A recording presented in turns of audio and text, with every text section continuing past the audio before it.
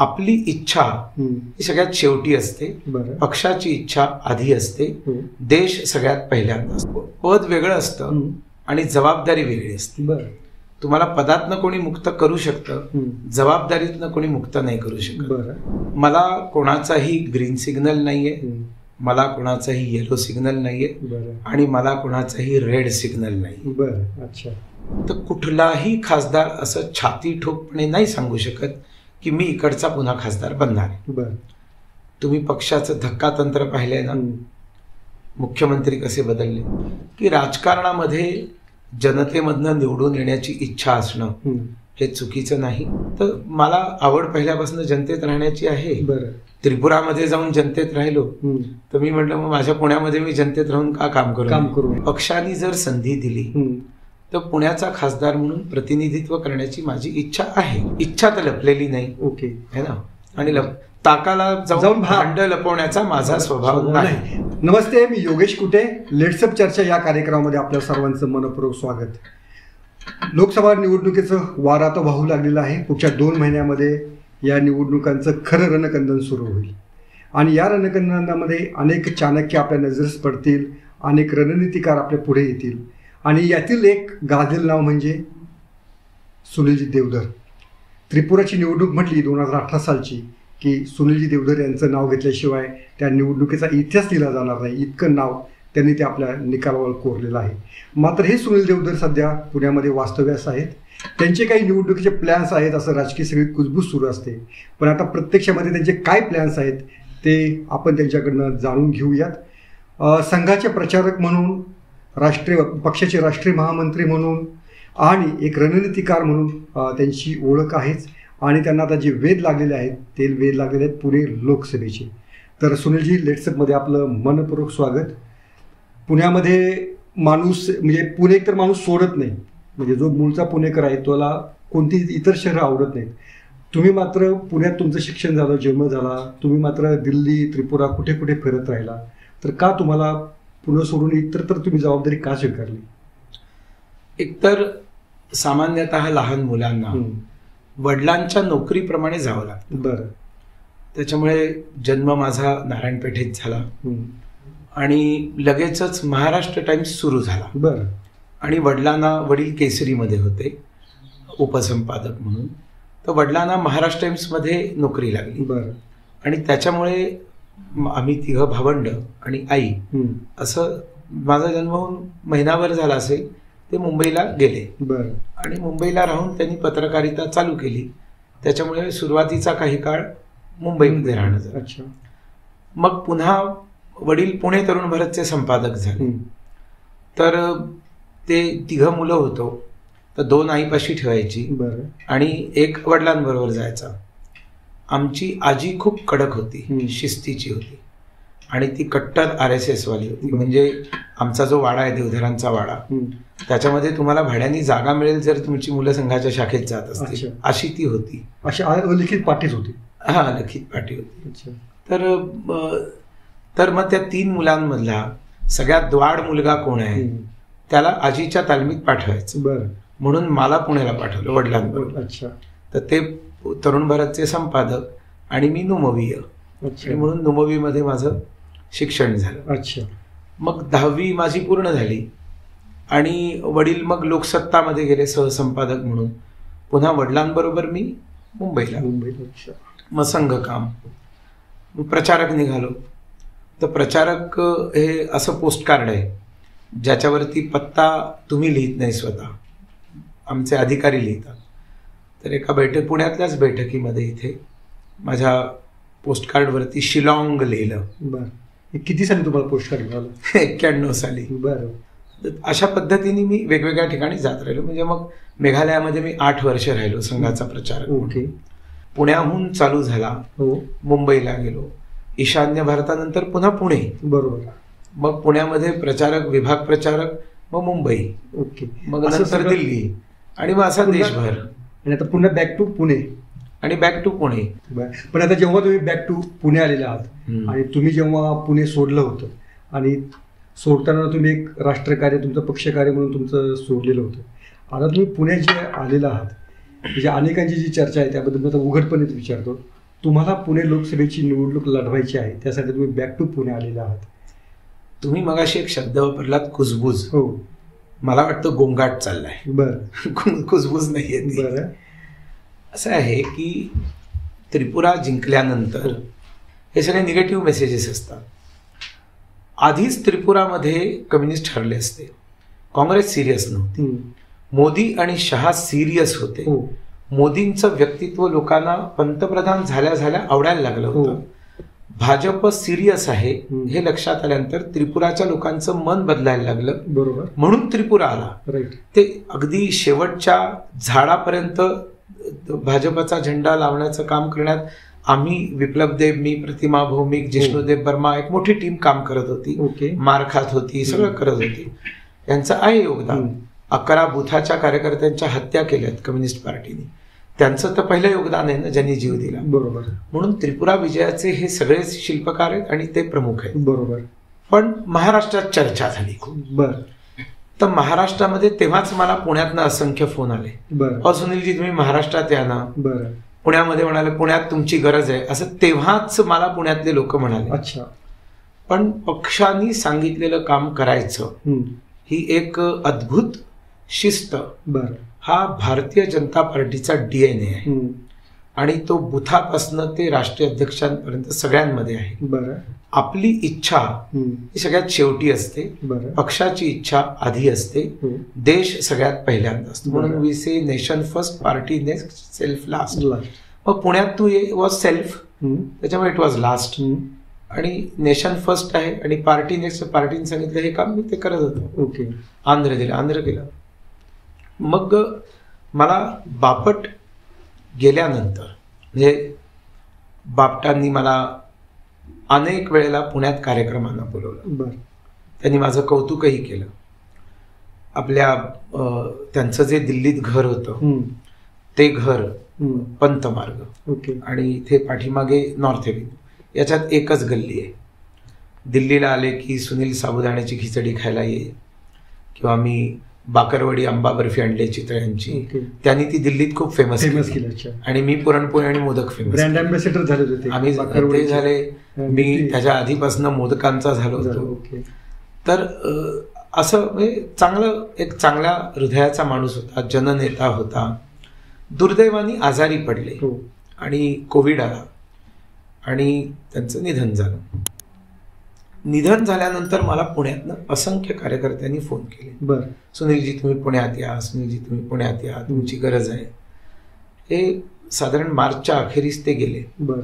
पण तरी देखील मी गंभीरतेने नाही घेतलं. याचं कारण मी आंध्र प्रदेशचा सहप्रभारी होतो. आता मी नाही. ओके. आंध्र प्रदेशचा सहप्रभारी आणि राष्ट्रीय मंत्री या 2 जबाबदाऱ्या होत्या. आणि आंध्रचा सहप्रभारी आणि आंध्र प्रदेशच्या विधानसभा निवडणुका लोकसभांबरोबर होतात. अच्छा. आणि त्रिपुरात जसं मी 6 वर्ष घर घेऊन तिथे राहिलो होतो, महिन्यातनं सुरुवातीला 15 दिवस, मग 20 दिवस आणि मग महिना, तसं आंध्रमध्ये माझ्या लक्षात आलं कामाची खूप गरज आहे. म्हणून मी विजयवाड्यामध्ये फ्लॅट भाड्याने घेऊन तिथे राहायला सुरुवात 5 वर्षांपूर्वीच केली होती. आणि मग तिथे जर विधानसभेच्या निवडणुका आहेत आणि मी जर डिसेंबरपासून पूर्ण वेळ तिथे राहणार आहे, तर मी लोकसभा किंवा कुठे दुसरीकडे जाऊन काम करण्याची सुतराम शक्यता नव्हती. त्याच्यामुळे मी विचार बापट गेल्यानंतरही केला नाही. पण त्याआधी मी पुण्यात यायचो. कारण काय, इंटरप्रिटेशन करणारे आपले करत असतात.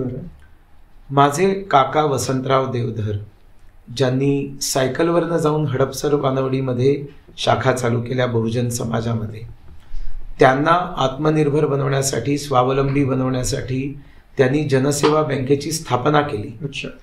आणि नंतर अनेक कोऑपरेटिव्ह बँकांमध्ये ते ॲडवायझर होते. सहकार भारतीचे लिजंड आहेत.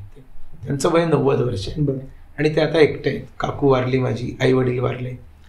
त्याच्यामुळे त्यांना बघणारं कोणी नाही. ते हट्टी आहेत, दिल्लीला येणार नाही, मुंबईला मी इथेच राहणार.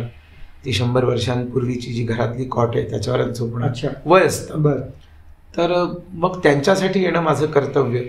म्हणून महिन्यातनं 2 दिवस मी वसंतराव देवधरांबरोबर गेली अनेक वर्ष येत आलेलो आहे.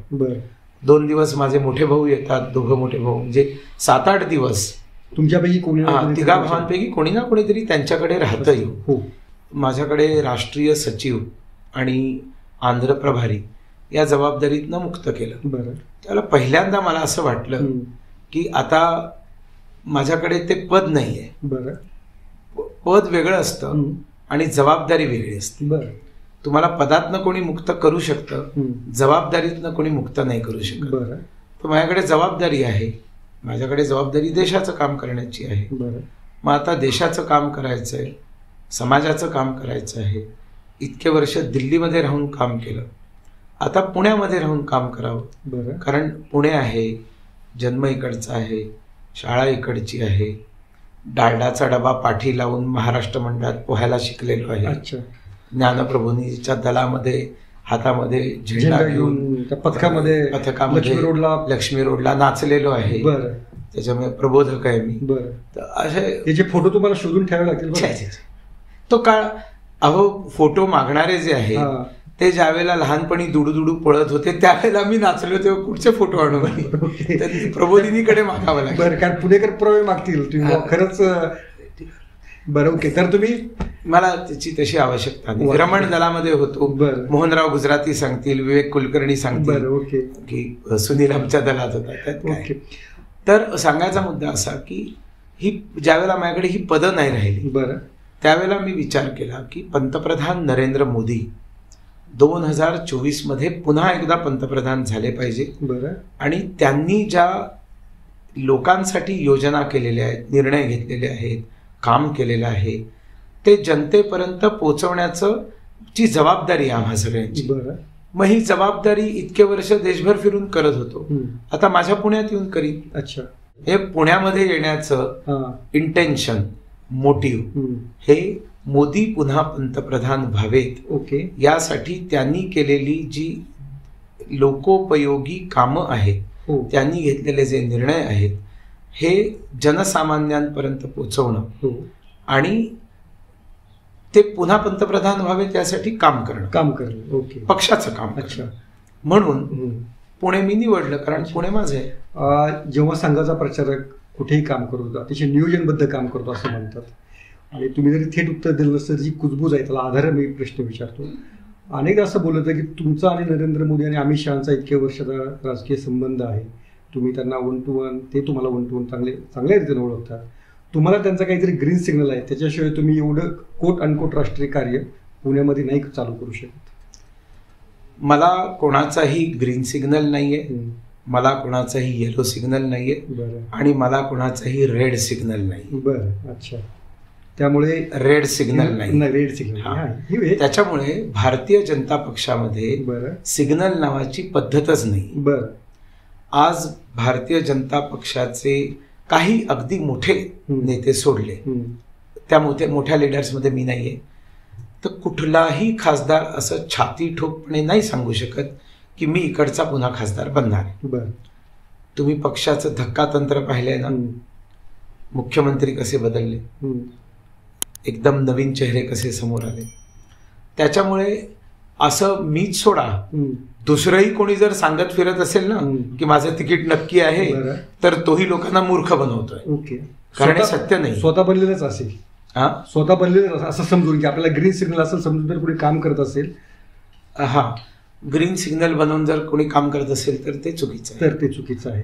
पण हे जे म्हणून मी जी भूमिका घेतली ती अशी होती की राजकारणामध्ये जनतेमधनं निवडून येण्याची इच्छा असणं हे चुकीचं नाही, कधीही चुकीचं नाही, किंवा तेच योग्य आहे, तेच खरं जनतेचं राजकारण आहे. बाकी राजकारण करण्याच्या अनेक पद्धती आहेत. भाजपमध्ये संघटनेचं राजकारण आयुष्यभर ज्यांनी आपली जीवनं वेचली, जगन्नाथराव जोशी होते त्यांनी, पण तेही पुण्यामध्ये येऊन इलेक्शन लढले होते.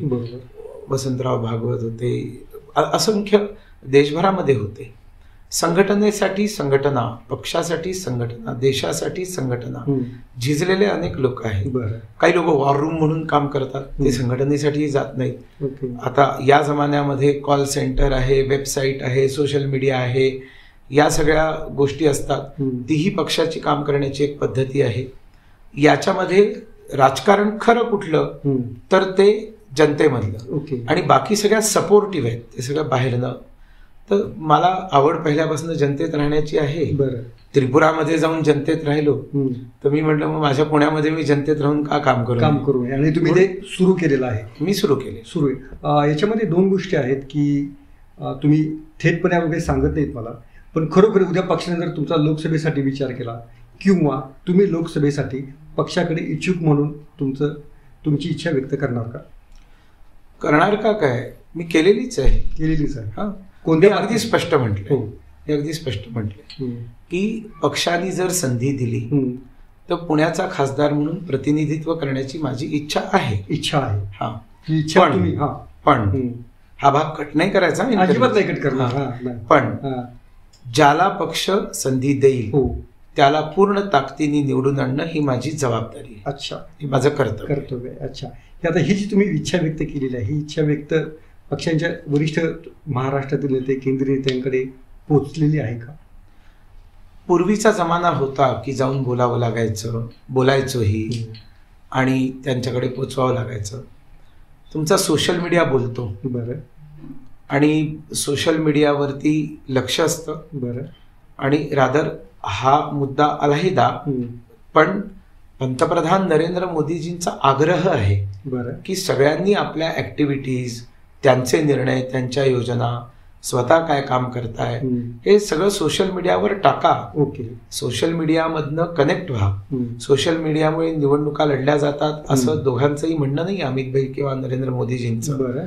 पण त्याला तुम्ही त्याच्याकडे दुर्लक्ष नाही करू शकत. ओके. आणि त्याच्यामुळे सगळ्यांचा सोशल मीडिया सगळ्यांच्या समोर असतो. एका अर्थाने खुलं पुस्तक. सोशल मीडिया आहे खुलं पुस्तक. बरोबर. तर माझं खुलं पुस्तक बोलतंय की ओके की तुम्ही मी काय करतोय आणि कशासाठी करतात, हे कशासाठी करतात हे इंटरप्रिटेशन्स आहेत. बरं. आणि त्यांनी केलेल्या कल्पना आहेत. ओके. पण कारण त्या सोशल मीडियात मी असं कुठेच म्हणत नाही की ह्याच्यासाठी करतोय त्यासाठी करतोय. बरं. इच्छा तर लपलेली नाही. ओके. है ना. आणि ताकाला जाऊन भांड लपवण्याचा माझा स्वभाव नाही. बरं. दुसरी गोष्ट अशी, तुमचा जर तो स्वभाव नसला तरी पुण्यामध्ये जे कार्यकर्ते, जे नेते 30-35 वर्ष नगरसेवकापासून काय काम सुरू करतात, हे करतात, आणि मग तुमच्यासारख्या नेत्यांना पॅराशूट लीडर म्हणून त्यांची संभावना केली जाते. मी पहिल्यापासूनच जमिनीवर राहिलोय, त्याच्यामुळे पॅराशूट जे आकाशात उडत असतं, त्याच्यामुळे मी कुठेही पॅराशूट राहिलेलोच नाही. बरं. बाहेरून आलेला असं फार तर फार म्हणू शकतात, ते अज्ञानाने म्हणू शकतात ज्यांना माझी बॅकग्राऊंड माहिती नाही. बरं. म्हणजे कोथरूडमध्ये ज्यावेळेला मुलांचं वसतिगृह चालू केलं त्यावेळेला 1 वर्ष मी स्कूटीवरती सगळं पुणे हिंडलेलो. ज्याला नववीत शिकत होतो सायकलवरती हिंडलेलो आहे.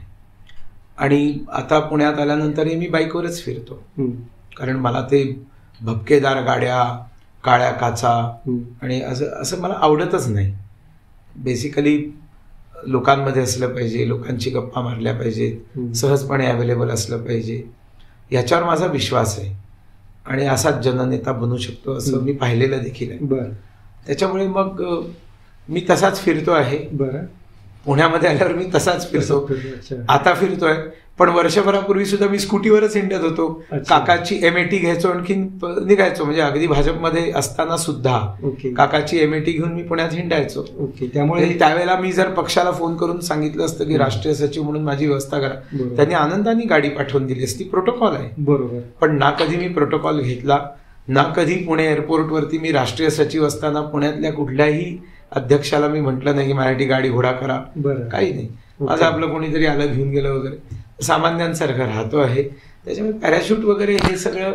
आणि मला असं वाटतं की कदाचित विरोधी पक्षांमध्ये ज्यांना भीती वाटते, बरं, अशा लोकांनी काही ते नॅरेटिव्ह पसरवण्याचा प्रयत्न केलेला असू शकतो. सुनीलजी, तुम्ही आता म्हणजे पुण्यामध्ये गेले कित्येक दिवस सातत्यानं लोकांशी भेटतात, बोलतात, संपर्क तुम्ही वाढवलेला आहे, पण पक्षाच्या पुण्यातल्या अधिकृत व्यासपीठावर तुम्ही अजून का दिसत नाही? मी अनेक ठिकाणी आहे की. बरं. आता विकसित भारत संकल्प यात्रा चालू आहे. बरं. उद्घाटनाच्या वेळेला धीरज भाऊं बरोबर मी होतो तिथे. आता काही दिवसांपूर्वी त्या संभाजी महाराजांच्या पुतळ्यापासून ते सावरकर जे अध्यसन केंद्र आहे तिथे आम्ही चालत चालत एकत्र गेलो होतो. तिथेही मी होतो. नंतर कालच सकाळी जे नानावाडामध्ये जे नवीन प्रदर्शन जे आहे साऊंड अँड लाईट खोल्या खोल्यांमध्ये, पुण्यातलं जे नेतृत्व ज्यांनी देशाला स्वातंत्र्य मिळावं म्हणून, समाज सुधारणा व्हावी म्हणून त्याग केला, अशांचं एक अप्रतिम एक प्रदर्शन जे महानगरपालिकेने अर्पण केलं लोकमान्य प्रतिष्ठानाला, ट्रस्टला. तर त्या ठाकूरांच्या हस्तांतरणाच्या कार्यक्रमात दादा पाटील होते, मी होतो, मुरली अण्णा होते, आपले मुळीक होते, टिळक होते आणि धीरज भाऊ घाटे होते. म्हणजे मंचावर दिसत नाही असं अजिबात नाही. मी जिथे शक्य असतं तिथे जातो, बाकी जनतेत. आणि सगळ्या मंचावर सगळ्यांनी असलंच पाहिजे असं. पुण्यामध्ये आता एक कसब्याची पोटनिवडणूक झाली, मुक्ता टिळक यांच्या निधनानंतर ती पोटनिवडणूक झाली आणि तिथं भाजपनं हेमंत रासने यांना उमेदवारी दिली. तर पुण्यातल्या निवडणुकीमध्ये एक मुद्दा असा गाजला की भाजपमध्ये ब्राह्मण समाजावरती अन्याय होतो आहे.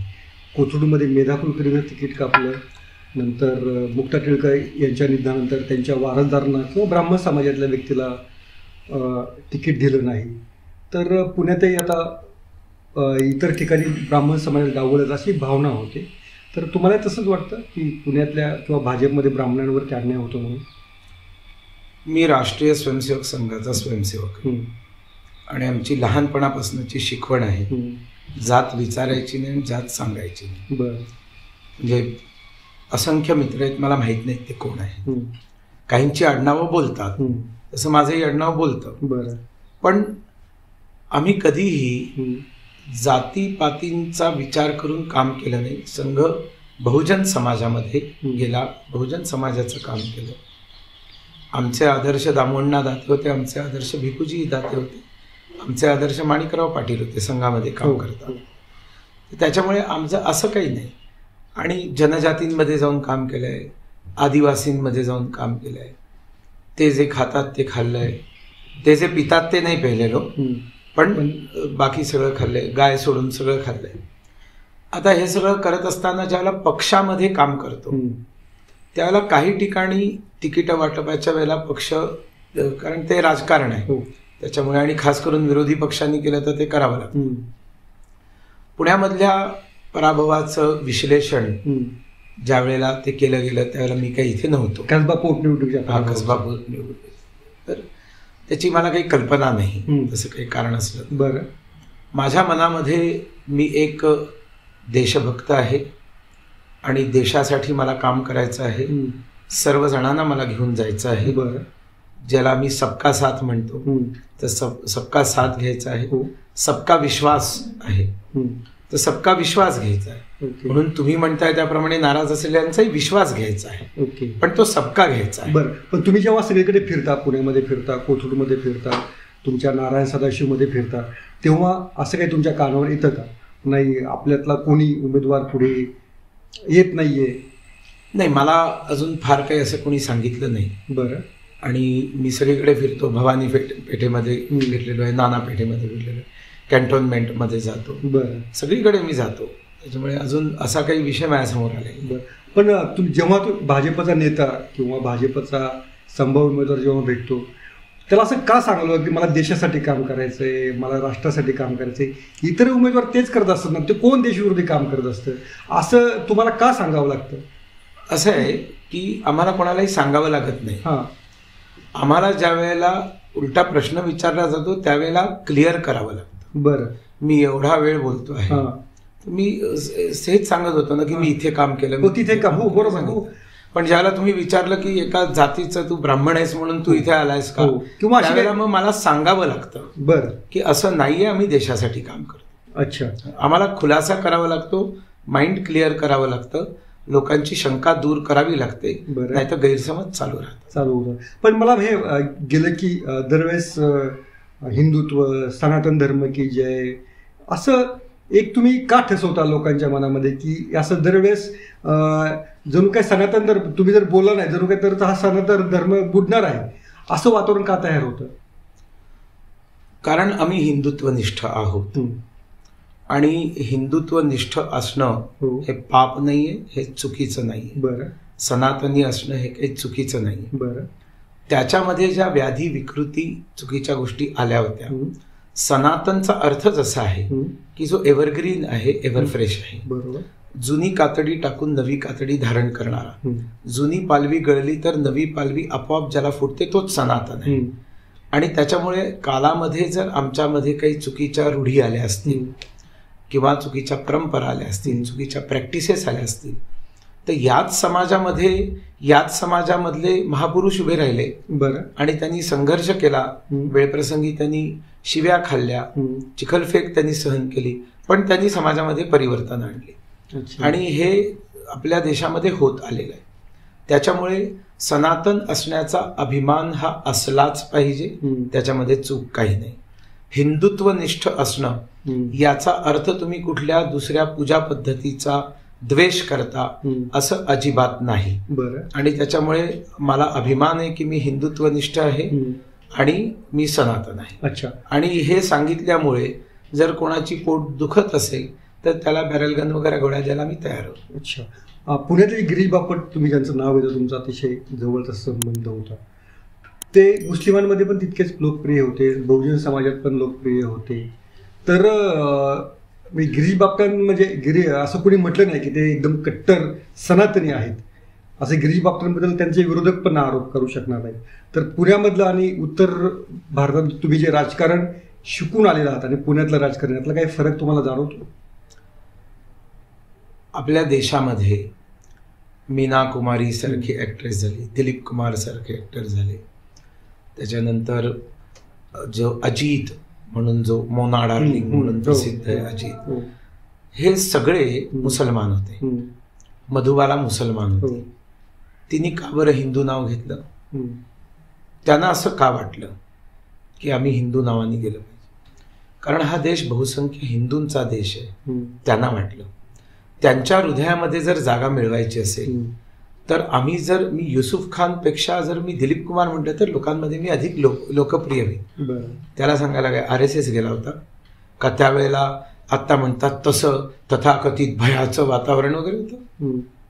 त्या सगळ्या लोकांनी आपल्या मर्जीने हे सगळं केलं होतं. बरं, ते ठीक आहे. मन तडपत हरिदर्शन को आज, इतकं सुंदर भजन आहे हरीचं बैजू बावरामधलं. लिहिणारे शकील बदायुनी, म्युझिक देणारे नौशाद अली, गाणारे मोहम्मद रफी. 3 मुसलमान एकत्र येऊन बसतात आणि ते ज्या वेळेला हरीचं भजन म्हणतात त्यांचा इस्लाम खतरे में नाही पडत. देशात ज्या वेळेला एक प्रकारची कट्टरता वाढायला लागली आणि ती काँग्रेस आणि कम्युनिस्टांनी आपल्या राजकीय स्वार्थासाठी वाढवली, त्यावेळेला दुसऱ्या बाजूनी तशा प्रकारची भावना हे एकदम नॅचरल आहे. अच्छा. कोणी केलं काय केलं नाही हे अगदी स्वाभाविक आहे, कारण जनता शहाणी आहे ना. आपल्याला अनेक वेळेला असं वाटतं आपणच शहाणे आहोत, पण जनता शहाणी असते. त्यांच्या लक्षात येतं तळागाळामध्ये होणाऱ्या छोट्या छोट्या घटनांचे पडसाद तिकडे उमटत असतात आणि ते जे असतात ते जर राजकारणाच्या बोलण्यामध्ये दिसले नाहीत तर जनतेशी कनेक्ट होत नाही. ओके. आणि मग जनता रिजेक्ट करते. आणि त्याच्यामुळे हिंदुत्व हा असा एक मुद्दा आहे की जो सर्वसमावेशक आहे. बरं. तुम्ही पंतप्रधान मोदींचं नाव घेतलं, तर वाराणसीमध्ये जेव्हा 2014 त्यांनी लोकसभा निवडणूक लढवायचा निर्णय घेतला, सुनील ओझा आणि सुनील देवधर अशा 2 सुनीलांकडे तुम्ही जबाबदारी होती असं सांगितलं, तर तुम्ही वाराणसीमध्ये कोणत्या नाविन्यपूर्ण योजना किंवा प्रचाराच्या थीम राबवल्या होत्या? वाराणसीमध्ये एकतर भाजपचं काम चांगलं होतं, संघाचं काम अप्रतिम होतं आणि त्याच्यामुळे आम्हाला फक्त खुंट हलवून पक्का करण्याचंच काम होतं. सुनील ओझांनी राजकारण सांभाळलं. म्हणजे समाजवादी पार्टी आहे, त्याच्यामधले कोण आहेत, कोण इच्छुक आहेत, बहुजन समाज पार्टीचे कोण आहेत, त्याच्यातले कोण इच्छुक आहेत, आपल्यामध्ये कोण नाराज आहेत वगैरे, हे जे साधारणपणे एक लोकसंख्येचं राजकारण असतं मतदात्यांचं, ते सगळं कुशलतेने त्यांनी पाहिलं. माझा USP संघटन होता. म्हणून अनेक अशी गावं होती ज्याच्यामध्ये बूथ बनलेले नव्हते किंवा जे बूथ होते त्यांना मळं भरलं होतं, थोडंसं उदास झालेले होते. तर अशा तळागाळामध्ये जाऊन 2 महिने प्रवास करून मी बूथ संघटना जी होती तिला बळकटी आणण्याचं काम केलं. आणि त्याच्यामध्ये मी सगळं फेसबुकवर आहे, कुठेही नाही. आणि कसं आहे, खोटारडे समोर आले की मग खरं सांगायला जावं लागतं. अरविंद केजरीवाल नावाचा एक धाधांत खोटारडा माणूस तिथे लढायला आला होता. हो. का नाही केजरीवाल गेला? तुम्हाला समजा खासदार म्हणून एखाद्या ठिकाणून लढायचंय आणि तुम्हाला 2 लाख मतं मिळाली, तर पुढची 5 वर्ष त्या 2 लाखांसाठी काम करणं तुमचं कर्तव्य आहे. तुम्ही खासदार नाही बनला, त्या 2 लाखांचा काय दोष आहे? तिकडे पण तुम्ही काय राबवलं होतं की त्याच्यामध्ये मग त्याचं जे खोटं होतं त्या ठिकाणी खरं सांगायला जमिनीवर कोणीतरी जायला पाहिजे ना, ते मी जात होतो. आणखीन एक सांगण्यासारखी गोष्ट मी केली तुमच्या माहितीसाठी. या ज्याला आम्ही तुकडे तुकडे गँग म्हणतो किंवा अवॉर्ड परत करतात, पण अवॉर्डची जी रक्कम असते ती परत नाही करत. आणि अनेकांना अशी अवॉर्ड मिळाली होती काँग्रेसच्या काळात की ज्यावेळेला ते म्हणाले आम्ही अवॉर्ड परत करतो आहोत, त्यावेळेला कळलं की याला अवॉर्ड मिळालं होतं असे.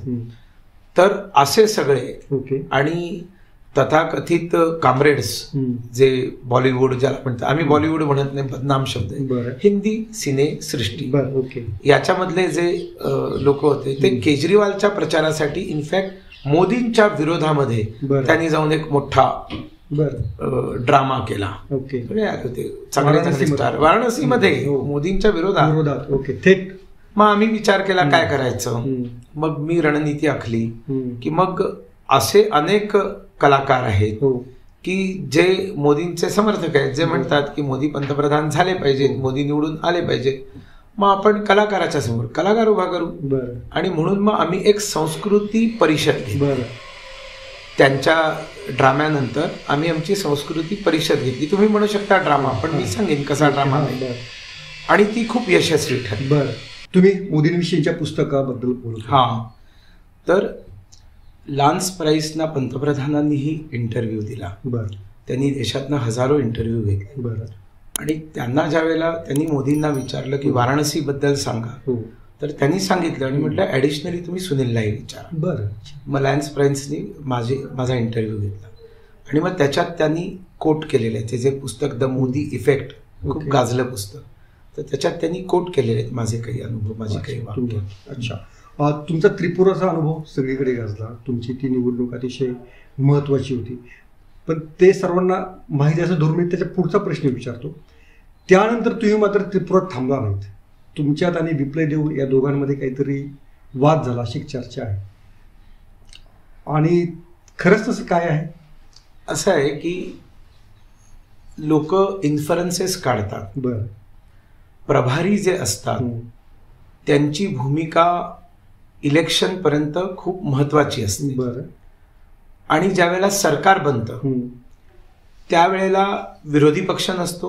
म्हणजे 1-2 वर्ष तर विरोधाला अर्थही काही नसतो. त्याच्यामुळे प्रभाऱ्यांची भूमिका कमी होते. आणि सायमल्टेनियसली मला एकदम जसं त्रिपुरा जिंकलो, मार्चमध्ये परिणाम आले, एप्रिल-मेचा मध्ये वेळ गेला 2 महिन्याचा, आणि लगेचच मला आंध्र प्रदेशची जबाबदारी मिळाली. आणि आंध्र प्रदेशमध्ये करण्यासारखं खूप होतं. आणि त्याच्यामध्ये तर आणखीन एक मोठा चॅलेंज होता तेलुगू शिकण्याचा, जो मी शिकलो. मी तेलुगू काही वाक्य बोलू शकतो, भाषणामध्ये उपयोग करतो, गाणी गातो. आता अशा सगळ्या याच्यामध्ये मेहनत करणं आवश्यक होतं. तिथे सरकार आलेलं होतं आणि त्याच्यामुळे मी आंध्रमध्ये जास्त वेळ द्यायला लागलो. प्रदेशाची बैठक असली, मोठा कार्यक्रम असला की मी त्रिपुरामध्ये जायचो. आणि विप्लव, प्रतिमा हे सगळे केपेबल होते. त्याच्यामुळे ते चांगलं काम करत होते. त्याच्यामुळे इंटरप्रिटेशन करणारे लोक खूप असतात. हे यांचं जमत नाहीये म्हणून. तसं अर्थार्थी काहीही नव्हतं. त्या अर्थाने ज्या युवकाला दिल्लीमधनं अनेक प्रकारच्या अडचणींवरती मात करून मी त्रिपुरात घेऊन गेलो, म्हणजे विप्लव हा ज्यावेळेला स्वयंसेवक म्हणून 22 वर्षाचा असताना प्रथम वर्ष करायला हाफलॉंगला आला होता. मी संघाचा प्रचारक मेघालयात होतो आणि प्रथम वर्षाला सगळे एकत्रच येतात, तर मी त्याचा शिक्षक होतो. दंडयुद्ध त्याला शिकवलं होतं. संघामधला मी दंडयुद्धाचा शिक्षक आहे आणि चर्चासत्रामध्ये बसलो होतो. म्हणून गमतीत मी म्हटलं होतं दंडापासून राजदंडचा प्रवास जो आहे तो आमचा एकत्र झाला. आणि ज्यावेळेला मी फक्त पूर्वांचलासाठी माय होम इंडियाचं काम करायला दिल्लीत जायचो, ज्यावेळेला मी भाजपमध्ये नव्हतो, त्याला दिल्लीत जी नॉर्थ ईस्टची मुलं होती त्यांच्याशी संपर्क करून त्यांच्या बैठका घ्यायच्या मी करत होतो. हा त्रिपुराचा होता, म्हणून भाजपमध्ये येण्यापूर्वीपासून तो बैठकांना यायचा, माझ्याकडे राहायचा. आणि तो मला नेहमी म्हणायचा, सुनील जी, त्रिपुरा में कुछ हो नहीं रहा है, आप कुछ कीजिए. मतलब मैं कैसे करूंगा कुछ, पार्टी जब दायित्व देगी तब मैं देखूंगा.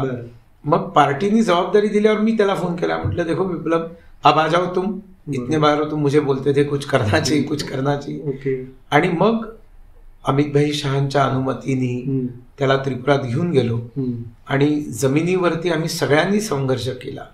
खूप आमच्यावरती हल्ले झालेले आहेत, खूप टेरर, कम्युनिस्ट पार्टी, मार्क्सवादी पार्टी, काय त्यांनी व्यवहार ममता बरोबर केला होता, काय संघाबरोबर भाजपबरोबर केरळामध्ये केलाय, तसाच त्यांनी त्रिपुरातही केला होता. आम्ही एकत्र लढलेले आहोत.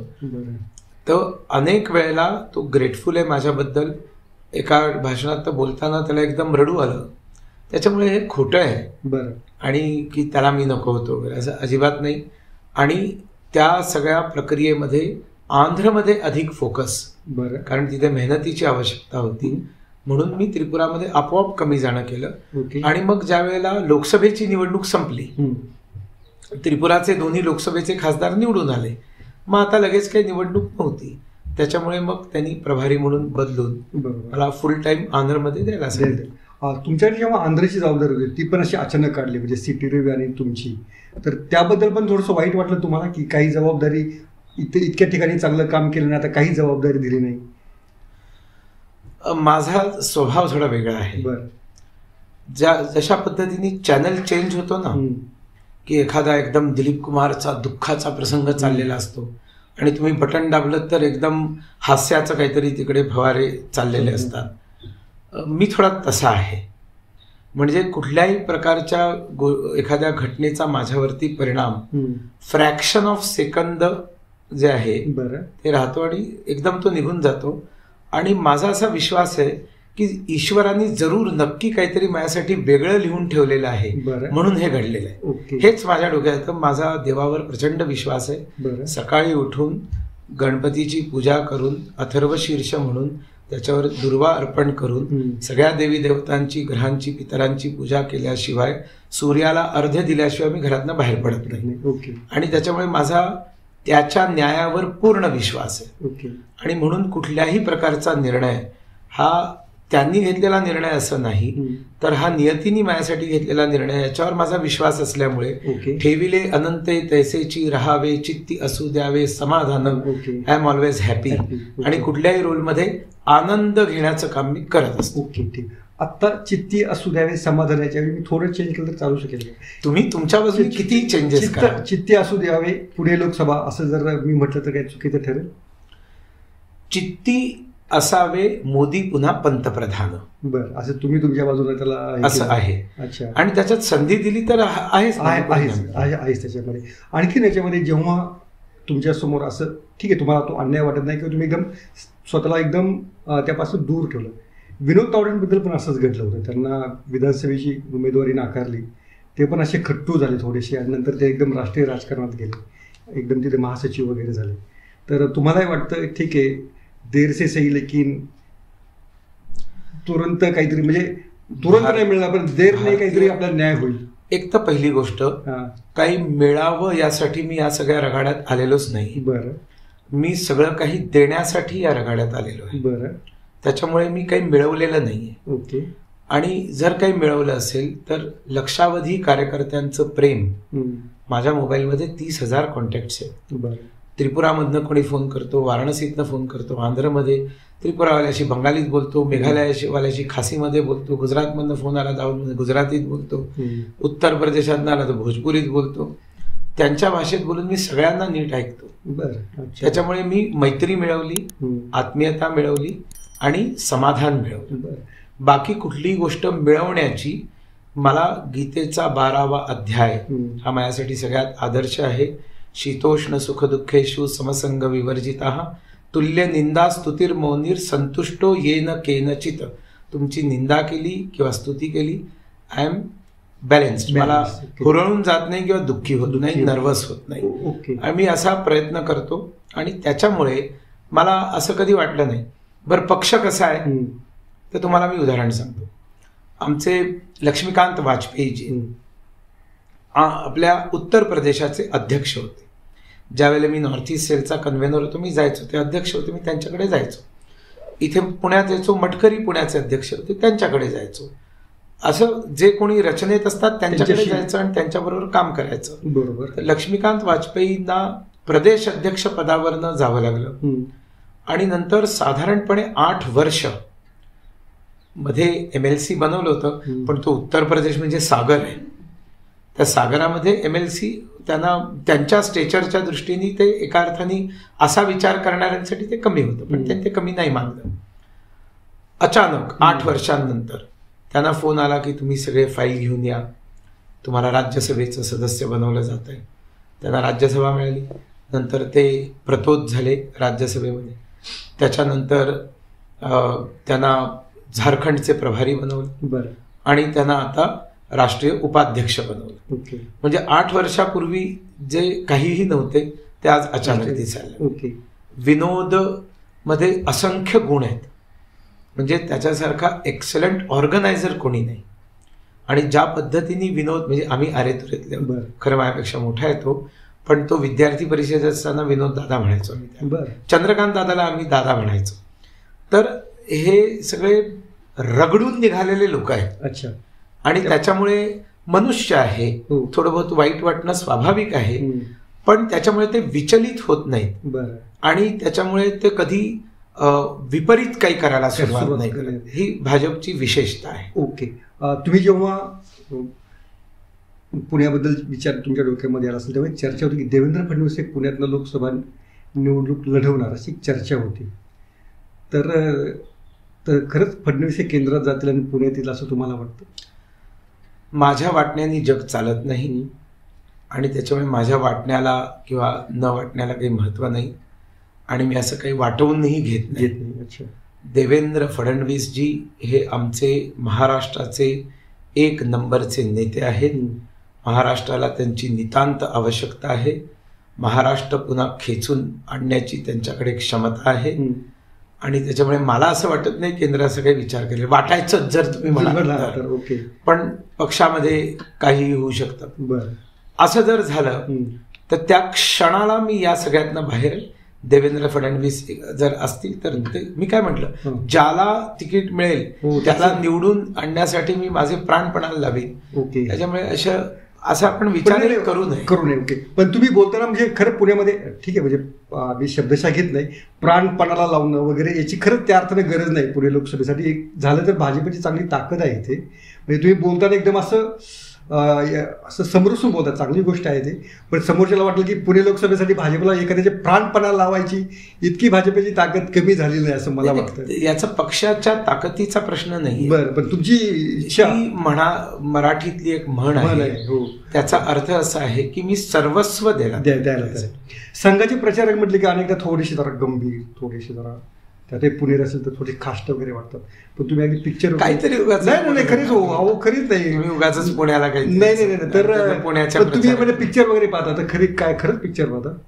हो, म्हणजे मी खूप, म्हणजे पिक्चर पाहणं, गाणी म्हणणं आणि सुहास शिरवळकर, बाबूराव अर्नाळकर यांच्या डिटेक्टिव्ह गोष्टी वाचणं संघामध्ये येण्यापूर्वी माझा हा खूप शौक होता. ओके.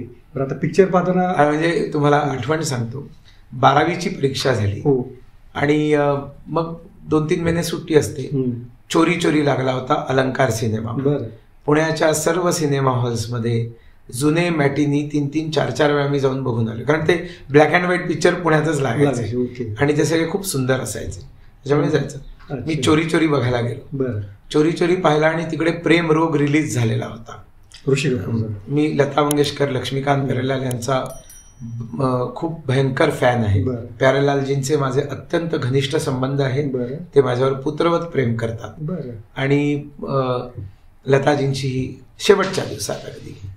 आणि त्याच्यामुळे मी प्रेमरोग बघितला. तो मला एवढा आवडला की बाहेर पडल्यावर मी पुन्हा तिकीट काढलं आणि पुन्हा 6 ते 9 तिकीट पिक्चर बघितला. म्हणजे एका सिनेमा हॉलमध्ये मी 9 तास. ओके. त्या 2 वेळा प्रेमरोग पाहिला. 2 प्रेमरोग आणि 1 चोरी चोरी. प्रेमरोग पाहून तुम्ही अवेळ का राहिला? 2 वेळा तुम्ही प्रेमरोग पाहिला.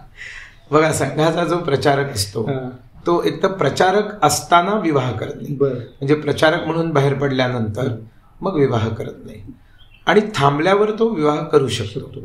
आणि आता अनेक वर्ष पुढे गेल्यानंतर संघामध्ये गृहस्थी प्रचारकही निघाले. असे अनेक लोक होते की जे लग्न झाल्यानंतर आता त्यांचा सगळा परिवार सेट झाला. इव्हन त्यांची पत्नी पण म्हणते आता तुम्ही जा, मी इथे सांभाळते, तुम्ही कार्य करा, आणि मग ते प्रचारक निघतात. किंवा आता गृहस्थी पूर्णवेळ म्हणून पती पत्नी काम करतात. सगळं चालू झालेलं आहे. आणि युनिक म्हणजे पुण्यामधलं बाबाराव भिडे ज्या वेळेला संघाचे होते, गृहस्थी होते, पण ते प्रांत प्रचारक होते. हे असं अगदी दुर्मिळ उदाहरण आहे. सांगायचा मुद्दा असा, प्रचारक असताना मी अनेक स्वयंसेवकांच्या घरी जेवायला जायचो आणि वहिन्या जेवायला वाढायच्या आणि ते झपाटल्यासारखं संघ काम करायचे.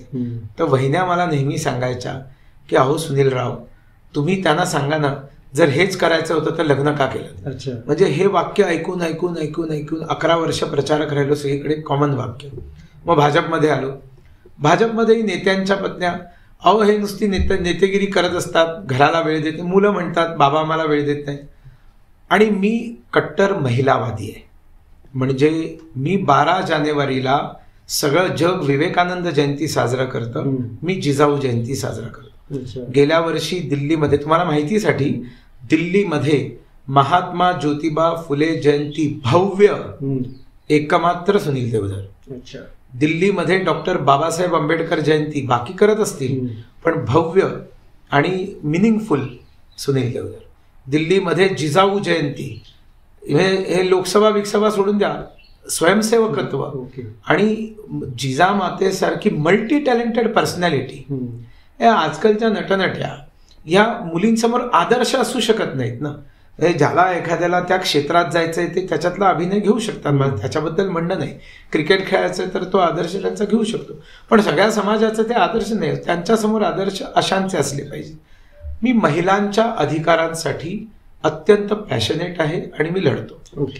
म्हणून मी विचार केला की एक महिला आपल्या जीवनात सुखी राहावी, म्हणून आपण लग्न करू. तुम्ही दुसऱ्या महिलेचा विचार करून तुम्ही विचार. त्याच्यामुळे मी आता असं कोणी म्हणणार नाही हेच करायचं होतं तर तुम्ही लग्न करा. At least one is happy. Okay. I am also happy. त्या टोमण्यात तुमची सुटका झाली इतरांना ऐकण्यापासून. तुम्ही जेव्हा पुणे लोकसभेचा विचार करता तर पुण्यातल्या आता तुमची जी महायुती आहे त्याच्यामध्ये राष्ट्रवादी आहे, शिवसेना आहे, तर अजित पवारांशी तुम्ही कधी भेटलात का? माझी भेट नाही झालेली, फोनवर 1-2 वेळा बोलणं झालंय. बरं. आणि मला एवढं माहिती आहे की त्यांनी त्रिपुरा जिंकल्यावर विधानसभेत माझं कौतुक केलं होतं. त्यावेळेला युतीही नव्हती. बरं. विधानसभेमध्ये त्याची व्हिज्युअल आहे. बरं. अच्छा. नंतर मला कळलं. बरं. ओके. त्यावेळेची परिस्थिती अशी होती की सगळ्या पक्षाच्या लोकांनी स्तुती केली, कारण सगळ्यांना असं वाटलं की महाराष्ट्रातल्या एका माणसाने जाऊन, पुण्यातल्या एका माणसाने जाऊन, नुमवीवाल्यांना आनंद झाला की आमचा नुमवीय जाऊन तिकडे असं काम करतो. असं जिकडे जिकडे मी राहिलो ते सगळे, म्हणजे ज्या शाळेत शिक्षक होतो त्या शाळेच्या विद्या आमच्या टीचरनी जाऊन असं केलं. So Andheri teacher became instrumental in winning Tripura, असं मुंबई मिरर मध्ये स्टोरी आली होती, कारण मी अंधेरीत एका शाळेत शिक्षक राहिलेलो. ते त्यांचं ठीक आहे, मी म्हटलं त्याप्रमाणे ते मोदी शहांमुळेच झालंय, पण माझा परिचय झाला त्याच्यामध्ये अशी स्तुतीची 4 गोष्टी. मला त्यांच्या भेटायची इच्छा आहे, शिंदे साहेबांची भेटायची इच्छा आहे. भेटीन त्यांना. ओके. आणि मला असं वाटतं की ते सगळी जण मिळून गुण्यागोविंदांनी एकत्र लोकसभेच्या 48च्या 48 जागा मोदींच्या समर्थनामध्ये जिंकतील याच्यामध्ये माझा पूर्ण विश्वास. पुण्यामध्ये तुम्ही सतत पुणेरी पगडी घालूनच फिरता, तर ते काहीतरी काय अनेक तुमचे मी ट्विटर पाहिलं, अनेकदा पुणेरी पगडी, तुमचा तो ट्विटरवरचा प्रोफाईलचा फोटो पुणेरी पगडीतला. असं आहे, ऐका, मी पुण्यात आलो होतो एका कार्यक्रमामध्ये, त्यांनी ती घातली. तर त्या पगडीत बसल्या आणि बाजूला विवेकानंदांचा फोटो होता, तो मला आवडला. आणि तो फोटो मी माझा हे केला, काय म्हणायचं त्याला, तुमचा प्रोफाईल फोटो केला. आणि मी असं विचारलं, पुणेरी पगडी जमतीये काय, असा मी ट्विट केला. बरोबर. तर त्याला प्रचंड प्रतिसाद मिळाला. त्याच्यानंतर मी मराठी माझं ट्विटर हँडल सुरू केलं, सुनील विश्वनाथ देवधर. त्याच्यामध्ये ती मावळ्यांची पगडी. त्याच्यामुळे तुम्ही पगडी घातली याचा अर्थ त्याच्यात काही मेसेज आहे असं समजायचं काही कारण नाही. पण मला त्या पगडीबद्दल कुठल्याही प्रकारचा इन्फिरियॉरिटी कॉम्प्लेक्स नाही. आय एम प्राऊड ऑफ पगडी. आणि मी असं ऐकलं पवारांना दुःख वाटतं, पगडीबद्दल ऑब्जेक्शन आहे. त्यांना जर ऑब्जेक्शन आहे तर मला अभिमान आहे. आणि त्याचा तुम्ही कुठल्याही जातीशी जोडून राजकारण करणं चुकीचं आहे. विद्वत्तेची ती प्रतीक आहे, संस्कृतीची ती प्रतीक आहे. ओके. त्यामुळे तुम्ही त्रिपुरामध्ये असताना तेव्हा ज्या कम्युनिस्ट गव्हर्नमेंटचं जे सरकार होतं जे फोटो तुम्ही छापले रस्त्यांवरच्या खड्ड्यांचे, तर तुम्ही आता पुण्यात टू व्हीलर फिरता, तुम्हाला खड्डे काही जाणवतात का? असं आहे की एक गोष्ट मला मान्य करावी लागेल की पुण्यामध्ये करण्यासारखं खूप काही आहे. बरं. काही कोणी केलंच नाही असं म्हणायला फार वाव नाही. बरं. पण पुण्यामध्ये सातत्याने खासदार एक व्यक्ती न राहिल्यामुळे, बदलत राहिल्यामुळे दिल्लीमधनं जे खेचून पुण्यासाठी आणायला पाहिजे होतं ते तेवढंसं होऊ शकलं नाही. आणि हे एक्सेप्ट करायला पाहिजे की कलमाडींबद्दल चांगलं बोललं जातं. म्हणजे जिकडे कुठे मी जातो लोक म्हणतात की त्यांनी पुण्यासाठी काही चांगलं केलं. पुण्याचं आजही सकाळी मी गेलो होतो त्यावेळेला लोक बोलत होते की इतका सुंदर पुणेथॉन केला जगदीश मुळीकांनी. तर त्याला त्यांनी आठवण काढली की पुणे फेस्टिवल त्यांनी चालू केला. पण मग ते भ्रष्टाचाराच्या आरोपामध्ये जेलमध्ये गेले वगैरे. आणि त्याच्यामध्ये पुण्याच्या नावाला कलंकही लागला ना. पुण्याचा खासदार जेलमध्ये जातो, करप्शनमध्ये जेलमध्ये जातो, म्हणून त्याला दोन्ही अँगल्स आहेत. पण निदान ते सलग काही वर्ष होते, मंत्री होते. आता पुण्याची जी गरज आहे ती सलग 20 वर्ष जर एक खासदार राहतो ज्याला देश ओळखतो, जो देशाला ओळखतो, ज्याचा सहज एक्सेस आहे सगळीकडे दिल्लीमध्ये, ज्याला दिल्लीमध्ये गेल्यावरती ॲड्रेसेस शोधावे नाही लागणार, आणि जो पुण्याचा खासदार म्हणून जो होऊ शकतो, ज्याला 1 तास चांगलं इंग्लिश बोलता आलं पाहिजे, 1 तास चांगलं हिंदी बोलता आलं पाहिजे, 15-20 मिनिटं शुद्ध मराठी बोलता आलं पाहिजे, असं व्यक्तित्व असलं पाहिजे. आणि भारतीय जनता पक्ष असाच एक नेता देईल याच्यावर मला खात्री आहे. मी असेल दुसराही कोणी असू शकेल. मी एलिजिबिलिटीचे मला वाटलेले क्रायटेरिया तुम्ही सांगताय. तुम्ही या प्रश्नाच्या उत्तरामध्ये पुण्याला सलग 20 वर्ष एकच खासदार असा वगैरे अपेक्षा व्यक्त केलेल्या आहेत. पण जर पुण्यातला भाजपचा इतिहास जर आपण पाहिला तर एक खासदार परत रिपीट होत नाही. म्हणजे अण्णा जोशी असतील, प्रदीप रावत, अनिल शिरोळे, दुर्दैवाने गिरीबापट निधन झालं. त्यामुळे तो भाजपसाठी तो एक नेहमीच चेहरा बदल असतो किंवा लोक बदल करतात. तर तुम्हाला वाटतं की भाजपची एवढी ताकद आहे पुण्यामध्ये की इथं आपलं सीट 2019-2024 म्हणजे पुढे कंटिन्यू करतील? याच्यात 2 वेगळे मुद्दे आहेत. ज्याला मुद्दा असा आहे की एखाद्या शहरासाठी, एखाद्या क्षेत्रासाठी जर केंद्रामधनं काही घेऊन यायच्या असतील योजना, तर त्या व्यक्तीमध्ये सातत्य असतं. 5 वर्ष एखादा व्यक्ती राहिला की तो सगळं नीट समजतो आणि तो प्रयत्नांना सुरुवात करतो.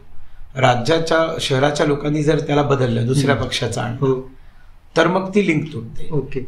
आणि याच्यात एक खूप मोठं महत्वाचा तत्व असं आहे की डबल इंजिन सरकार, केंद्रामध्ये भारतीय जनता पक्षाचं सरकार आणि पुण्यामधनं भाजपचा खासदार, हे पुणेकरांच्या लाभाचं आहे. आणि आत्ताचं एकूण राजकीय चित्र जर बघितलं तर केंद्रामध्ये येणारी 20 वर्ष भारतीय जनता पार्टीचं सरकार हलण्याची सुतराम शक्यता दिसत नाही. त्याच्यामुळे दिल्लीमध्ये भाजप राहणार, म्हणजे पुण्यामधनं भाजपचा जर खासदार असला तर पुणेकरांचं भलं होणार, स्वाभाविक आहे. दुसरी गोष्ट, तो एकच व्यक्ती असला तर तो सातत्याने प्रयत्नपूर्वक एक गोष्टी, अनेक गोष्टी पेंडिंग राहिलेल्या पूर्ण करू शकतो. म्हणून मी ते म्हटलं, ते काय मी माझ्याबद्दल नाही म्हटलं, कोणी असेल, एनी पर्सनॅलिटी. तुम्ही पुण्यामध्ये कार्यरत आहात आणि भाजपची तर पन्ना प्रमुख वगैरे अशी काहीतरी रचना असते आणि त्याचा पक्षाला फार उपयोग होतो. तर तुमचं नाव पुण्यामध्ये कोणत्या बूथवर आणि कोणत्या पन्ना पेजवर आहे हे तुम्ही नोंदवलेलं आहे? मी मतदाता अंधेरी पूर्वचा होतो. बरं. कारण मी कॉलेजमध्ये वगैरे मुंबईत गेलो, त्याच्यामुळे अंधेरी पूर्वमध्ये होतो आणि मी माझ्या बुथाचा पन्ना प्रमुखही होतो. बरं. पण आता रिसेंटली मी माझं आधार कार्डही बदलून घेतलेलं आहे आणि मी माझं वोटर ID सुद्धा बदलण्यासाठी टाकलेलं आहे. बरं. ते ज्या क्षणी माझ्या हातात येईल तुम्ही मला पुन्हा 1.5 तास इंटरव्ह्यूला बोलवा. बरं. मग त्याच्यामध्ये 1 मिनिटात मी तुम्हाला सांगेन की कुठे तुम्ही कोणत्या बूथवर तुम्ही असणार किंवा नारायणपेठ येतच असणार. Okay okay okay. आणखीन एक याच्यामध्ये प्रश्न की जेव्हा जेव्हा भाजपचे म्हणजे प्रचारकांचा मुद्दा राहिला की गंभीर असतात, आपण खाष्टा असा शब्द हे करूया, थोडे गंभीर असतात, तर तुम्ही पिक्चरचा मुद्दा सांगितला, तर या पिक्चरच्या मुद्द्यामध्ये तुम्ही शाहरुख खानचे पिक्चर पाहता? मला शाहरुख खान आवडायचा. बरं. आणि त्याचे सुरुवातीचे चित्रपट मी पाहिलेले आहेत. बरं. आणि मी त्याला भेटलोही. बरं. आणि त्याला मी एक मोदी इफेक्ट ची कॉपीही दिली. बरं. त्याच्यावर अनेक लोकांनी टीकाही केली, तू कशाला त्याला भेटायला गेला असं. बरं. पण मी त्याशी काही फार सहमत नाही. बरं. पण मग नंतर त्याच्या अभिनयामध्ये खूप मोनोटोनस प्रकार आणि फार काही आनंद देणारे चित्रपट, कभी खुशी कभी गम आणि हे सगळे चांगले होते, टचिंग होते. पण नंतर मग काही फार आनंद राहिला नाही. दिल तो पागल हे पर्यंत मी पाहिले. बरं. पण मग नंतर काही मी त्याचे पिक्चर पाहिले नाही. ते रिसेंट सगळे ते मग रईस आणखीन वगैरे हे सगळे, आणि मग खूप अनावश्यक धर्मनिरपेक्षता, आणखीन अनावश्यक काहीतरी नॅरेटिव्ह सेट करण्यासाठी ज्या वेळेला कोणी चित्रपट बनवतो त्यावेळेला मग नुसती ऍक्टिंग म्हणून बघायला जाण्यात मला फार रुची वाटते. अच्छा. पठाण वगैरे नॅरेटिव्ह होतं असं तुम्हाला वाटतं? पाहिलाच नाहीये ना मी. बरं. अच्छा अच्छा. मग काश्मीर फाईल्स काय होतं? काश्मीर फाईल एक असा चित्रपट होता जो सत्य दाखवणारा चित्रपट. तो एका सत्य घटनेवर आधारित चित्रपट होता.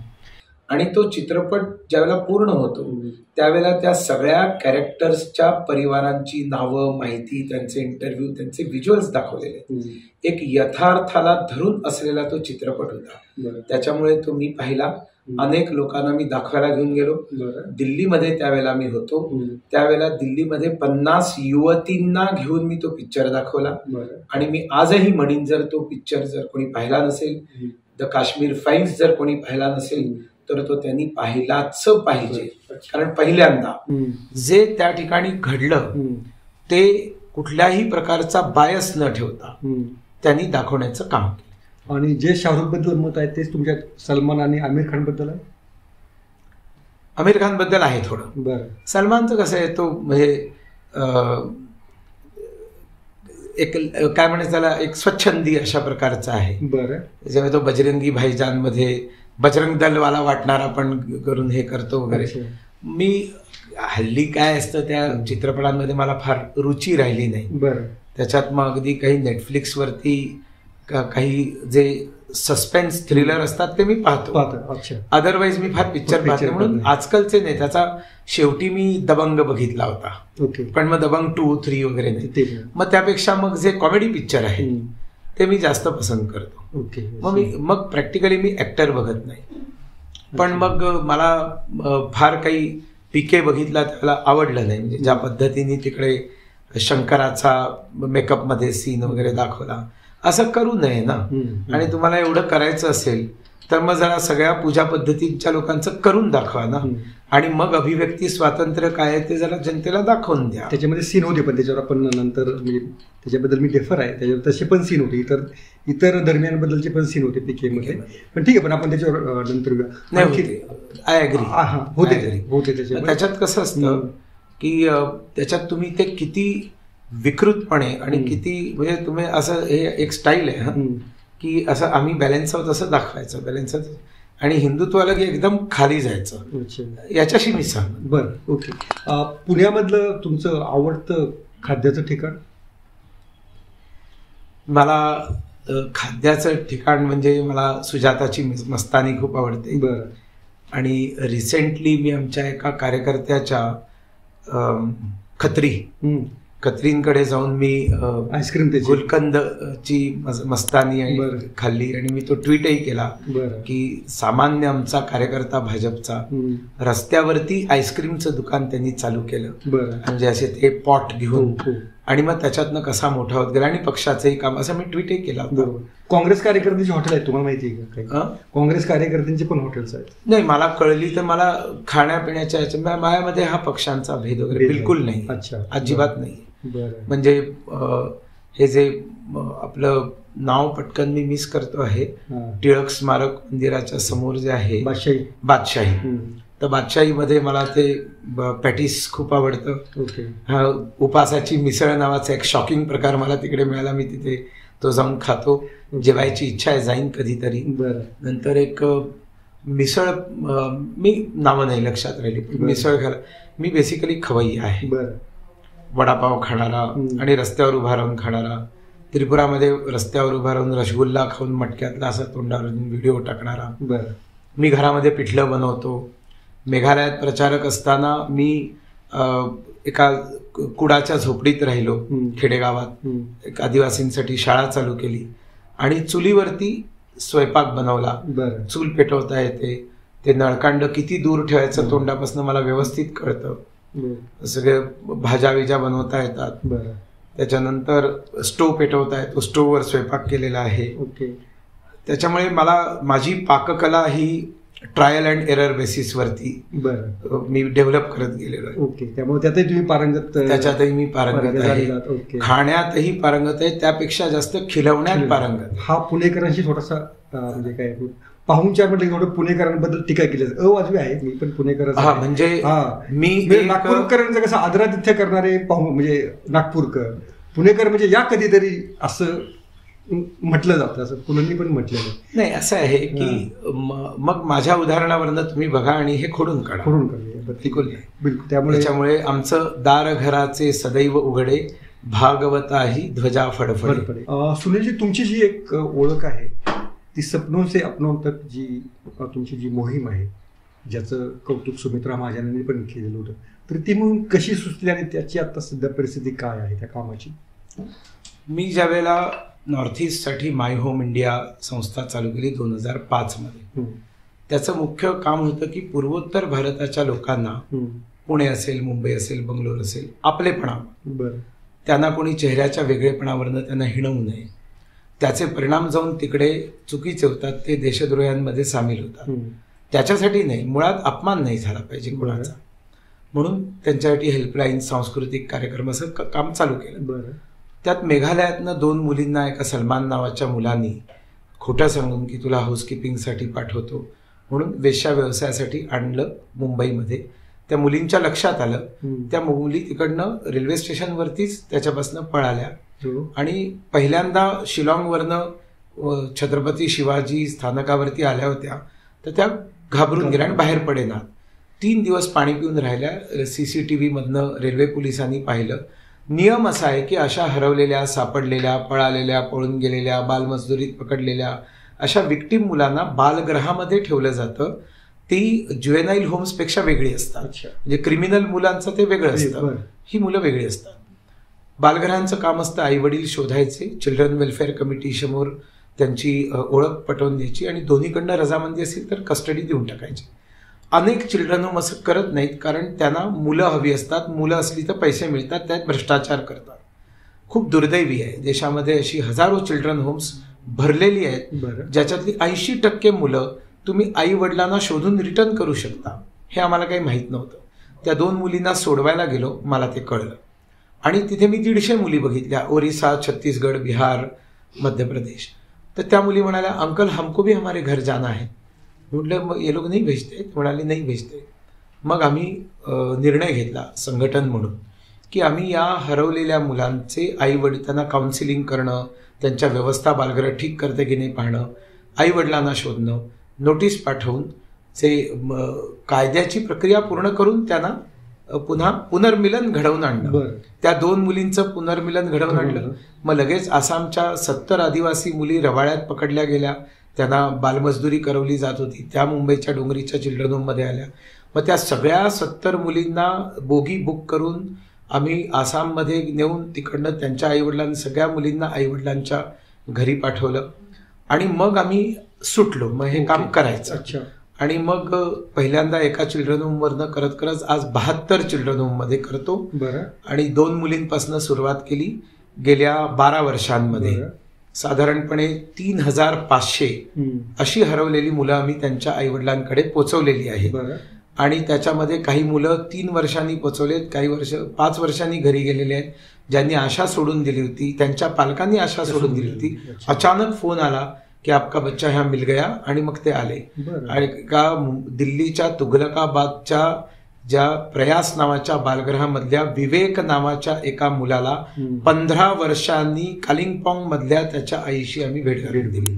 म्हणजे हे सगळ्यात मोठं उदाहरण. हे सगळं करत असताना जे अनावश्यक आरोप आमच्यावर केले जातात, हिंदुत्व एक कल्ली वगैरे, तर सेवा कार्य करताना आम्ही असं काही पाहत नाही. का सांगितलं? या 3,500 मुलांपैकी साधारणपणे 700-750 मुलं मुली मुसलमान आहेत, 550-600 मुलं मुली ख्रिश्चन आहेत, ज्यांना तेवढ्याच पॅशनेटली आम्ही आई वडिलांकडे पोहोचवलेलं आहे. म्हणजे मुलं आहेत, त्याच्यात जात काय, धर्म काय, पूजापंथ काय, सांपत्तिक स्थिती काय काय काय असा तो प्रकल्प आहे.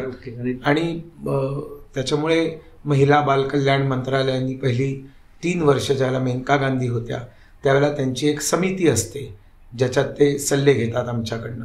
तर त्या कमिटीवरही मला ठेवलेलं होतं आणि मी त्याच्यात काही परिणामकारक बदलही घडवून आणले. त्याच्यामुळे या क्षेत्रात मी काम करतो. एक मगाशी राहिलेला प्रश्न मला विचारायचा, तुम्ही भाजपमध्ये वरिष्ठ स्तरावरती काम केलेलं आहे आणि मोदी आल्यानंतर म्हणे भाजपनं काही पेड ट्रोल्स ठेवलेले आहेत आपल्या विरोधी नेत्यांना टार्गेट करण्यासाठी, हे करण्यासाठी. तर कसे काय तुम्ही 40 स्पेशल ट्रोल्स खरंच आहेत का भाजपमध्ये? नाही, हे तुम्ही सोशल मीडिया बोलतोय. असं आहे की माझा सोशल मीडिया हा तुमचा म्हणून नव्हे, एक भाजपमध्ये अशी हे आहे, हे मी सांगतो तुम्हाला. सोशल मीडिया बद्दल नरेंद्र मोदी खूपच आग्रही होते. ज्यावेळेला मी दाहोदमध्ये काम करत होतो त्यावेळेला पक्षाच्या बैठकांमध्ये मोदी सगळ्यांना 2012 मध्ये सांगायचे सोशल मीडियामध्ये ऍक्टिव्ह व्हा, ईमेल ॲड्रेस तुम्ही तयार करा. किती जणांनी ईमेल ॲड्रेस तयार केला लंचच्या इंटरव्हल नंतर विचारायचं, तर 100पैकी 2 लोक हात वर. ऐसा चलेगा नहीं, चाय तक सब लोग करो उधर टेबल लगाए है. मग ते सोशल मीडिया करायचं. मग शेवटी विचारा किती जणांनी, 50 लोक. उरलेल्या 50 तुम्ही जोपर्यंत ईमेल अकाउंट चालू करत नाही तोपर्यंत घरी जाऊ देणार नाही. त्यांनी असं त्यावेळेला सांगितलं की खूप मोठा व्हॅक्यूम आज आहे 2012 मध्ये, व्हॅक्यूम शिल्लक राहणार नाही, तुम्ही तो भरून काढा, नाही तर दुसरा कोणीतरी भरेल, आपला विरोधक जर आला तर तुम्हाला कठीण जाईल. त्यावेळेला मी ऍक्टिव्ह झालो सोशल मीडियामध्ये आणि त्याच्यानंतर गेली आता 11 वर्ष ऍक्टिव्ह असल्यामुळे 1 कोटीपेक्षा अधिक फेसबुकवर किंवा ट्विटरवर मी उशिरा आलो, कारण त्याचं महत्व मला उशिरा कळलं. पण इन्स्टावरही लाखाहून अधिक आहेत. मग त्या सोशल मीडियाच्या वेगळ्या मागण्या असतात. तुम्ही गाणं गाता, तुम्ही मंत्रस्तोत्र म्हणता, तुम्ही व्यायाम करता, तुम्ही पिठलं बनवता वगैरे, हे सगळं इन्स्टामध्ये. मी डॉग लवर आहे, माझ्याकडे स्वतःकडे कुत्री आहेत. मी गाभण म्हशीला एक ट्रक उडवून गेला आंध्र प्रदेशामध्ये रात्री 12 वाजता. माझी गाडी पाटणा आली, मी तिथे उभा राहिलो, अकांड तांडव करून सगळ्या वेटरनरी डिपार्टमेंटच्या लोकांना बोलवलं, तिला ट्रीट केलं, बाजूला ठेवलं. मग मी घरी गेलो. दुसऱ्या दिवशी ती म्हैस उठून चालायला लागली. आता हे सगळं प्राणी प्रेम, पक्षी प्रेम, हे सगळं माझ्यामध्ये आहे. या सगळ्या गोष्टींना मी इन्स्टावरती दाखवत असतो, त्याच्यामुळे ते लोकांना आवडतं. आता याच्यात कसं आहे की काँग्रेसला पहिल्यांदा ह्याचं महत्व कळलं नाही आणि त्याच्यामुळे आणि सोशल मीडियाची जी भूक आहे ही निगेटिव्हिटी आहे. तुम्ही काय चांगलं केलं जर म्हटलं तर सोशल मीडियात फार लाईक्स, रिट्वीट्स किंवा शेअर्स होत नाहीत. तुम्ही ठोकलं एखाद्याला की ते भरपूर होतं. 2014च्या आधी आम्हाला 10 वर्षाच्या UPA सरकारला ठोकायचं होतं आणि त्यांची कृत्यच अशी होती की त्यांनी केलेलं फक्त आम्हाला दाखवायचं होतं. आणि त्याच्यामुळे भाजपचा सोशल मीडिया प्रचंड हावी होता देशभरामध्ये आणि काँग्रेस आणि विरोधकांना पळताभुई थोडी झाली होती. त्याच्यानंतर ते जागरूक झाले. आणि नंतर हे जे पेड प्रमोशन तुम्ही म्हणताय ना, पेड प्रमोशन म्हणजे फेसबुकवरती हे लावणं, पैसे देऊन प्रमोट करणं, हे पेड प्रमोशन म्हणत नाहीये. हे जे एक ट्विट केलात तर 50 पैसे मिळतील वगैरे, हे सगळं तृणमूल काँग्रेस वगैरे यांनी चालू केलेल्या गोष्टी आहेत की ज्यांना लोकप्रियता मिळवण्यासाठी पैसा टाकावा लागतो, त्यांना हे करावं लागतं. ज्यांना हे असं काही करावं लागत नाही त्यांनी काय आम्हाला किंवा असं गरज पडत नाही. आता कसं आहे, भाजप इतके वर्ष सत्तेवर आहे, राज्यामध्येही आहे, केंद्रामध्येही आहे. मग अनेक वेळेला असं होतं की तुम्ही सगळ्यांना तर खुश करू शकत नाही, 100% तुम्ही जगात काही करू शकत नाही. मग त्याचा फायदा घेऊन मी समजा शौचालय बनवली, बघा बघा इथे नाही बनवलं वगैरे, असं आरामात कोणी करू शकतो. तर अशा प्रकारचं आता सगळं, आणि खूपच वाईट पद्धतीने. पण व्हॉट्सअप युनिव्हर्सिटी नावाची युनिव्हर्सिटी स्थापन झाली, त्याचा संस्थापकांचा दर्जा भाजपच्या कार्यकर्त्यांकडे जातो. नाही, चांगलं आहे ना की समजा एखादं जनतेच्या उपयोगाचं एखादं प्रभावी माध्यम. पण ते व्हॉट्सअप युनिव्हर्सिटी म्हणजे तुमच्या लक्षात नाही आलं, ते खोटं नॅरेटिव्ह पसरवण्याचे मला लक्षात आलं ना, पण ते तुम्ही म्हणताय ते तसं नाहीये हेच तर मला सांगण्याचा प्रयत्न करायचा. मला वाटतं तुम्ही त्याचं समर्थन करता की काय? सकारात्मक गोष्टी जर लोकांकडे, आणि कायदा आहे ना या देशामध्ये की जर एखाद्यानी अशा प्रकारचा चुकीचा एखादी पोस्ट फॉरवर्ड केली त्याच्यावर तक्रारी केल्या पाहिजे. तक्रारी नाही केल्या तर मग कायदा काही कारवाई करत नाही. कायदा असं कोट्यवधी व्हॉट्सअप बघत बसू शकत नाही, कोण खरं बोलतंय कोण खोटं बोलतंय. तर त्याच्यामुळे लोकांनी त्या कायद्याचा उपयोग केला पाहिजे. पण ते व्हॉट्सअप युनिव्हर्सिटी भाजपच्या किंवा मोदी भक्तांनी स्थापन केली, हे बरोबर आहे? मला असं वाटत नाही. ओके, अच्छा. कारण अनेक नॅरेटिव्ह पसरवण्याची जी मोहीम सुरू झाली त्याच युनिव्हर्सिटीमधून सुरू झाली आहे. भाजपवर उगाच बिल फाटण्याचं काही कारण नाही. आहेत तर सगळेजण इक्वली रिस्पॉन्सिबल आहेत सगळ्या गोष्टींसाठी. तुम्ही केलेलं आहे अर्थ? मी नाही केले. तुम्ही आता भाजपचे प्रतिनिधी, माझ्या विचारधारेच्या लोकांनी कोणी केलं असेल तर मला माहिती नाही. मुळात अगदी खरं सांगायचं तर व्हॉट्सअप युनिव्हर्सिटी हा शब्द तुमच्याकडनं मला कळलं, म्हणजे मला एज्युकेट केल्याबद्दल. तुम्ही सोशल मीडियावर एकटे ऍक्टिव्ह असताना हा शब्द माहित नाही, हा तुमचा म्हणजे विनम्रपणा पण राहावा. सुनीलजीने आपल्याला ते लता मंगेशकर यांचे कट्टर भक्त, कट्टर चांगल्या अर्थाने शब्द घ्या, निस्सीम भक्त आहेत आपण असं म्हणूया, आणि त्यांना लता मंगेशकरांची 2000 गाणी जवळपास पाठ आहेत. तर आपण एक त्यांची छोटीशी एक परीक्षा अशी फक्त घेऊया की एक मी सुरुवातीच हे सांगेल आणि नंतर त्याचा मी मुकडा सांगेल, ते अंतरा सांगतील. लग जा गले हमको मिली है आज ये घड़ियां नसीब से, जी भर के देख लीजिए हमको करीब से, फिर आपके नसीब में ये रात हो न हो, शायद फिर इस जन्म में मुलाकात हो न हो. क्या बात आहे. सोपं या, वा वा वा. तुम्ही अगदी सोपं. दुसरं त्यांना आपण मुखडा त्यांना सांगतो, दिल जो न कह सका. दिल जो न कह सका वही राज दिल, कहने की रात आई. दिल जो न कह सका, तौबा ये कितने, तौबा ये किसने अंजुमन सजाए, टुकड़े किए हैं गुंचे वफा के, टुकड़े किए हैं गुंचे वफा के. हो उठा लो दिलों के टुकड़े, उठा लो दिलों के टुकड़े. एक शेवटचं पण 90% मार्क द्यावे लागतील. तर पण आवाज बरा होता, आवाज चांगला होता, काय चांगला अगदी लोक, आणि त्यांचा आवाज बसलेला आहे बरं का थोडासा. त्यांची भाषण लोक कोणी लखनौ घराण्याचा असतो, कोणी किराणा घराण्याचा असतो, कोणी ग्वालियर घराण्याचा असतो, तसा मी हमाम घराण्याचा सिंगर आहे. तर अतिशय हमाम म्हणजे आपण काय बाथरूम सिंगर. तर आपल्यापैकी 99% लोक बाथरूम सिंगरच असतात.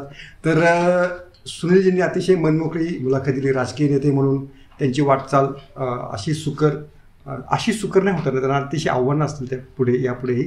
तर त्यांच्या पुढच्या वाटचालीसाठी आपल्याकडनं माझ्याकडनं शुभेच्छा. आणि सुनीलजी, तुमची मुलाखत घेण्याची वेळ वारंवार यावी अशा सदिच्छा. लेट्सअप मराठीला माझ्या अनेक शुभेच्छा. थँक्यू.